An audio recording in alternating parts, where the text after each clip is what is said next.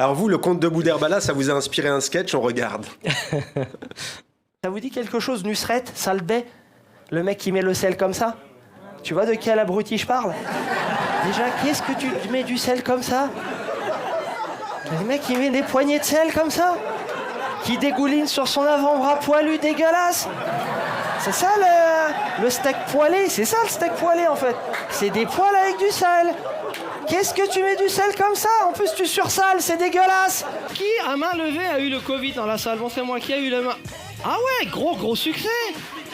D'accord. Alors à main levée, qui est mort du Covid?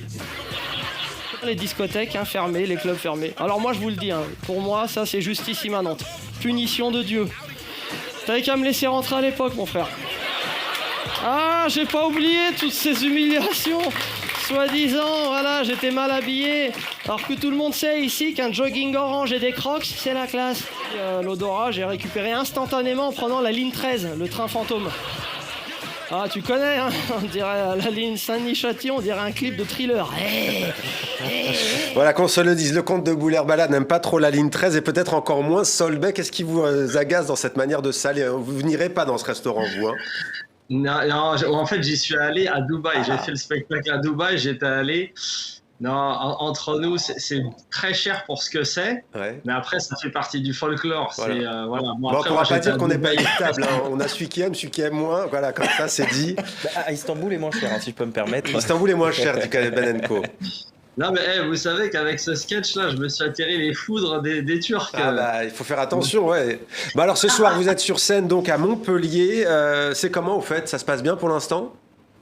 Ben là, tranquille, je suis arrivé là, on se met en place, et là, on prépare la salle, et puis ça va être une belle soirée. Ouais. Qu'est-ce qui vous a inspiré ce troisième spectacle? Bah, c'était forcément, on a passé une période compliquée, chacun chez soi, donc on se pose les questions essentielles de à quoi on sert, surtout de surcroît quand on prend la parole en public.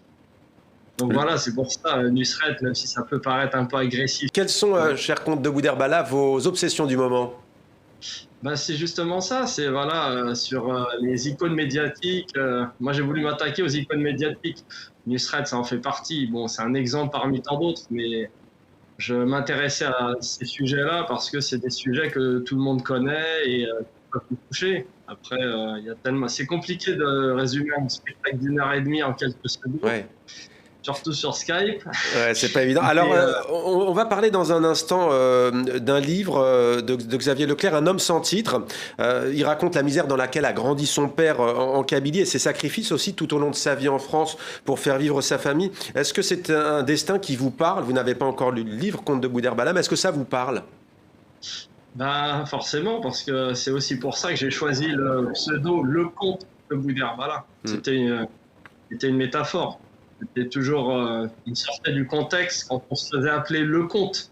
On n'était plus Sami Améziane. Moi, de surcroît, avec la tête de portugais et mon corps de turc, je suis pas très identifié comme arabisant ou berbérisant. Mais quand j'allais chercher du travail ou un appart, le nom restait Sami Améziane. Ouais. Moi, j'évoquais pas forcément la question de l'identité, mais au moins vous l'avez fait, on va comprendre pourquoi avec Xavier Leclerc, mais plus sur le fait de raconter le destin d'un père déraciné qui a quitté sa terre natale pour venir travailler à l'usine en France. C'est un sujet, on a presque envie de dire, qui est universel, en tout cas qui parle beaucoup des deux côtés de la Méditerranée. Ah bah forcément, c'est un sujet dont on parlera encore dans 50 ans, dans 100 ans, parce que l'immigration, c'est ce qui change l'époque.